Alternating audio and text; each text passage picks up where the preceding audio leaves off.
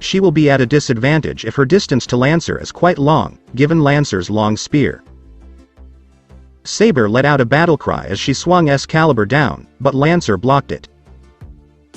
Lancer simply grinned as he pushed the sword away before swinging his spear and delivering an uppercut slash to Saber's chin. Saber jerks her head back, barely avoiding the slash. She twists her body and delivers a horizon-spinning slash, but Lancer blocks it once more with a grin on his face.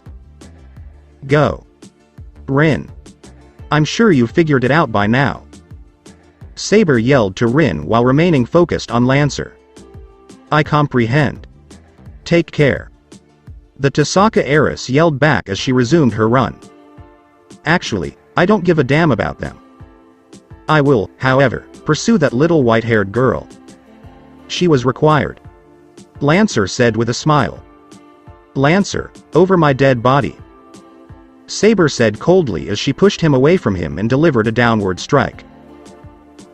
Lancer uses the middle of Ga-E Bold to redirect the attack before moving the pommel of his spear to strike Saber's side, but the swordwoman does a short jump and avoids the strike.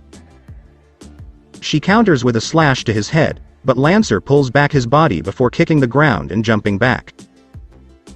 Saber, who was about to pursue him, was forced to cover her face due to the impact of Lancer's strength, which pummeled the ground and rendered her unable to. Lancer had his distance now, she cursed inwardly. Not only that, but Lancer appears to be stronger. And it's also faster. Lancer gave Saber a shark-like grin as he prepared his lance, and Saber gripped her sword even tighter, ready to strike down her foe. However, Archer suddenly descended from the sky. He is standing on Saber's side, with Kanshu and Bakuya on his arms. Do you mind if I join? Archer inquired, smirking. Aren't you supposed to attack with assassin and lancer reinforcement? Saber responded with narrowed eyes. I'm powerless. They're too numerous. Even if I delay them, it'll only be a matter of time before they arrive. It's better if we all work together and finish this one quickly. We only have a short time before Shadow arrives. I assume it still consumes Berserker, Archer replied. Maybe 10 or 15 minutes, Assassin will be here soon. We need to deal as much damage to Lancer as we can. He thought solemnly. If you insist. Saber accepted the explanation because it made sense. Lancer snorted when he heard that, a bowman with aspirations of becoming a knight? I don't think your presence will affect much. He scowled. How will we know unless we try? Archer shot back, his smirk still on his face. I'm not sure what happened to you, Lancer. But you've fallen a long way. It would have been an honor to have cut you down once. Now, I believe it will simply be a mercy for warriors like you. Saber stated solemnly. Lancer simply tilted his head to the side when he heard that. Fallen? Sabera, you already know who I am. I've spent my entire life wishing for conflict. Glory. And I spent the entire time as someone's damn lapdog. Chulan's hound. But, oh, how things have changed. My new master is entirely based on instinct. It has no goals. It is simply a monster out to feed, hunt, and kill the 7 servants. To confront, defeat, and devour each of them. Lancer said, his tone gradually becoming more animated. That's all it wants, and it wants me to do it. And I can do it however I want, with my so-called master too dumb to do anything but follow me around in a frenzy, begging for scraps. Saber, I don't have anyone holding me back. Nobody's leash can keep me from claiming the ultimate battle I've always desired. Lancer paused to take a breath before flashing a bloodthirsty grin and a malicious gleam in his eyes. Fallen? I'm free for the first time in my life. He roared in pure joy and bloodlust before lunging at them, like a crazed dog lunging at his prey.